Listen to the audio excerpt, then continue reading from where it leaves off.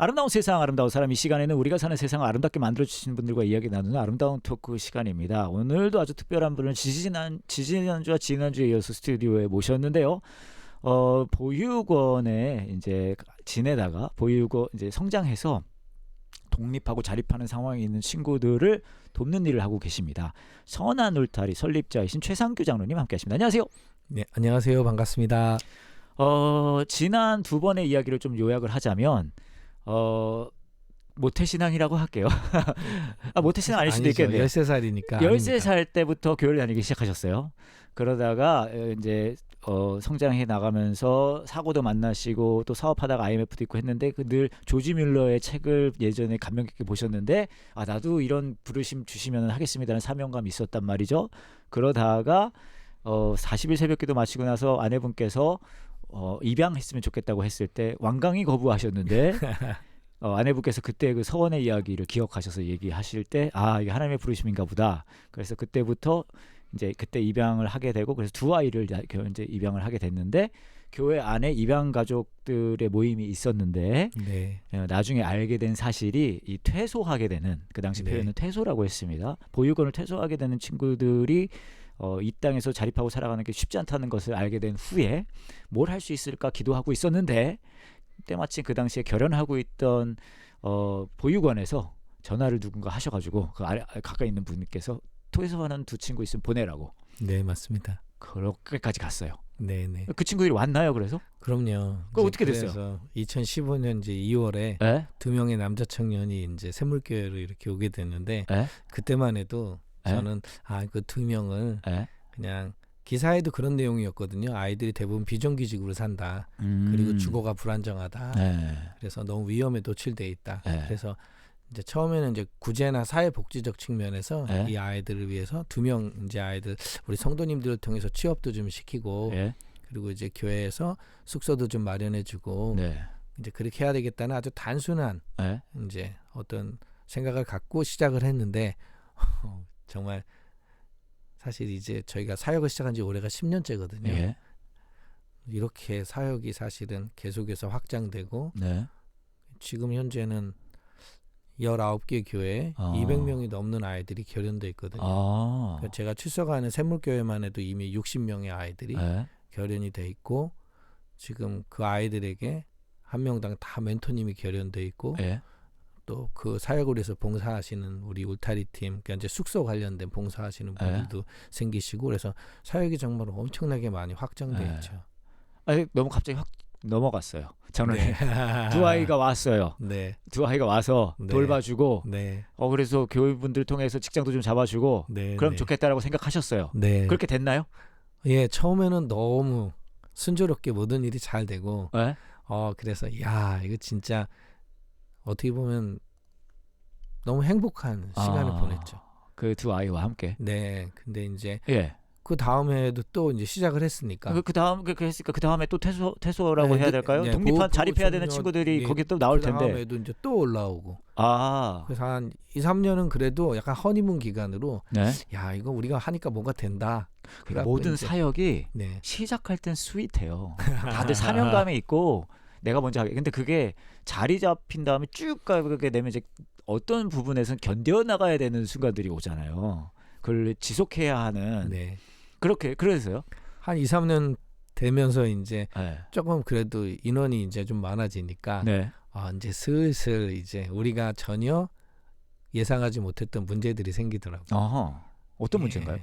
이 아이들에 대한 이제 우리가 이해가 없었잖아요. 그러니까요. 보육원에서 자란 아이들에 대한 이해가 없다 보니까 그때 사실 뭐 저희가 이 학문 사회복지학을 공부한 전공자들도 아니고 그다음에 이제 공부도 부족했고 그러다 보니까 이제 어떻게 보면 우리도 실수한 부분이 있을 거고 그렇죠. 그 아이들도 이제 슬슬 자기들의 본 모습을 드러내기 시작하고 그러다 보니까 이제 앞에서 사역하는 제 입장에서 이제 감정 노동이 시작됐는데 그게 이제 계속 축적되다 보니까 이게 혼자서는 기도하고 이제 사역을 했다고 하는데 내가 잘못 생각하고 있었구나. 이제 그거를 깨닫게 됐죠. 그러니까 그냥 생각할 때는 그냥 다 스윗할 것 같은 생각할 수밖에 없어요. 그러니까 예를 들어 도움이 필요한 분들을 돕는 일 있잖아요. 그러면 우리가 뭔가 그 도움 부분을 막 도와주고 그게 물질적인 게 관계적인 게 되고 그럼 그분들은 막 행복해하고 그리고 우리가 뭔 생각하냐면 그분들은 너무 좋은 분들이고 물론 좋다는 것은 정의를 다르게 할 수도 있겠지만 다 우리가 인간이기 때문에 쉽지 않은 부분들을 다 가지고 있고 상처와 어려움이 있을 수 있잖아요. 근데 그런 아름다운 모습만 보려는 게 사역이 아닐 텐데 그런 이제 전체적인 게 보여질 때가 되면 그때부터 이제 쉽지가 않죠. 뭐 예를 들어서 네. 이제 카톡 보통 하는데 카톡도 그냥 씹고 연락 안 받고 전화도 안 되고 만나기로 했는데 노쇼하고 뭐 그게 뭐 나하고만 한 게 아니라 멘토님하고 한 약속 같은 그렇죠. 것도 그렇고 뭐 알바든 직장이든 갑자기 연락 와서 얘가 안 오고 있다. 그리고 뭐 예를 들어서 사직을 하든 뭐 이제 뭐 퇴직을 하든 그만두면 미리 좀 상의를 하면 좋은데 다 저질러 놓고 나중에 와서 통보하듯이 하고. 또 중간에서 그럼 난처해지시고. 예, 그리고 뭐 진짜 아이가 갑자기 사라졌다 나타났는데 사기를 당해서 뭐 부채가 한 수천만 원짜리가 터지고 막 이런 일들이 이제 막 여기서 터지고 저기서 터지고 막 하기 시작하니까 와 이제 처음에는 첫 감정은 화가 나더라고요.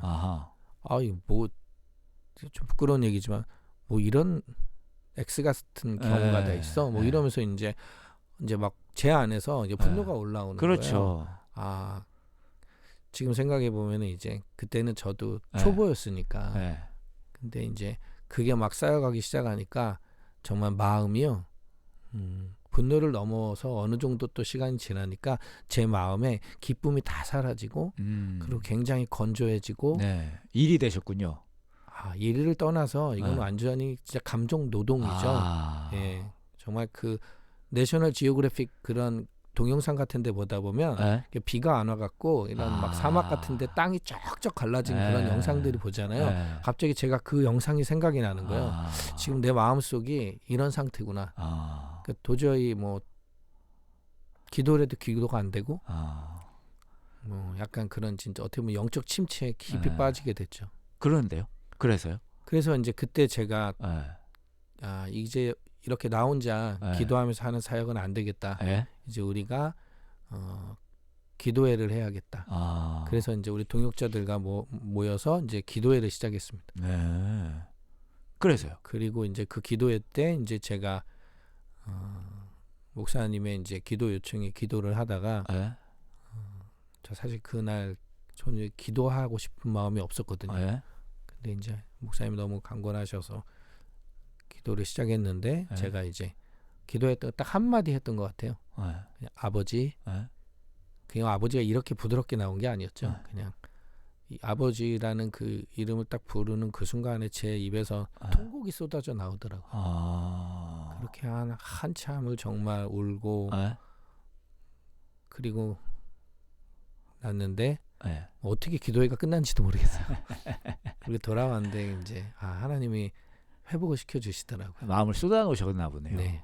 그리고 이제 그 다음날 아침 이제 말씀 묵상하는데 하나님께서 갈라디아서 6장 9절 말씀을 저한테 주셨어요.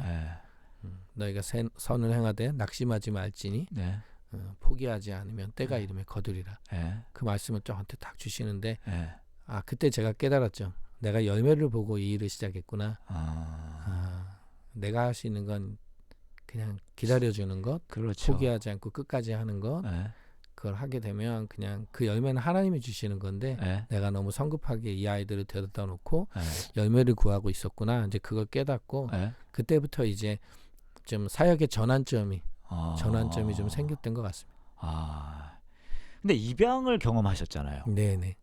근데 물론 같은 경험은 아닐 수 있을지 몰라도 이 마음으로 품어내는 일이잖아요. 네네. 비슷한 결에 있는 일이 바로 이 보육원에서 이제 나온 친구들을 도와주는 일이실 텐데 네네. 그럼에도 불구하고 이게 또 쉽지 않았네요. 입양은 이제 어떻게 보면 이제 저희가 선아울타리 멘토링을 시작하시는 멘토님한테 제가 교육 때마다 말씀을 드리지만 어떤 분들은 이게 성인 입양이 아닌가 이렇게 생각하시는 분들이 있어요. 근데 저는 항상 말씀드려요. 선아울타리 멘토링은 성인 입양이 아니다. 그러니까 입양과 우리 선아울타리 멘토링의 가장 큰 차이는 우리가 가족이 되는 건 아니거든요. 가족이라는 건 같이 사는 거잖아요. 그렇죠. 같이 자고 같이 먹고. 근데 선화울타리 멘토링은 그렇지는 않아요. 그러니까 저희가 하는 멘토링은 결국 이 아이들의 자립을 지원하는 일. 이 아이가 건강한 사람이 되는 거군요. 그렇죠. 건강하게 자립할 수 있도록 돕는 것. 그러니까 이제 다르죠. 다르네요. 네. 그래서 이제 저는 그런 이야기는 합니다. 아이들이 이제 이 멘토링과 이제 하는 가운데 이제 아이들도 혼란스러워 하거든요. 그렇죠. 예. 그때 이제 아이들한테 그런 얘기를 하죠. 우리가 함께 하고 있는 거는 굳이 표현하자면 new family. 새로운 형태의 가족. 그래서 가족이 별거냐? 뭐 같이 살지는 않지만 자주 만나고 같이 밥 먹고 그럼 가족인데 근데 그렇다고 해서 우리가 지금 전통적으로 생각하는 그 가족의 개념과는 다른 거고. 예. 근데 어른이 되면 누구든 독립해요. 그러니까 가족의 개념이 어른이 되면 독립하게 되면 바뀌는 거죠. 말씀하신 대로 늘 붙어 있는 건 아니고 같이 밥 먹고 얘기 들어주고. 그러니까 말씀하신 그 내용이 독립한 지체한테는 친구들한테는 어쩌면 진짜 가족의 역할을 어느 정도는 할 수 있는 거죠. 근데 이제 멘토님들은 그렇게 생각하시면 너무 부담이 되니까. 근데 이제 사회복지학에서는 최근에 이거에 대해서 사회적 가족이라는 그 표현을 쓰시더라고요. 그러니까요. 예, 사회적 가족. 가족은 아닌데 사회 구성원들이 그 아이들의 가족이 되어주는 것. 네, 근데 이 멘토링 효과가 아주 좋습니다. 그렇고 더 듣고 싶어요, 장로님. 근데 시간 다 돼서요. 한 번 더 오셔서 한 번 더 오셔가지고 이제 구체적으로 뭐 어떻게 하시는지 그리고 뭐 기억에 남는 얘기들 그런 거 해주시면 좋을 것 같아요. 네, 감사합니다. 네, 지금까지 선한 울타리 설립자이신 최상규 장로님과 함께 이야기 나눴습니다. 감사합니다. 네, 감사합니다.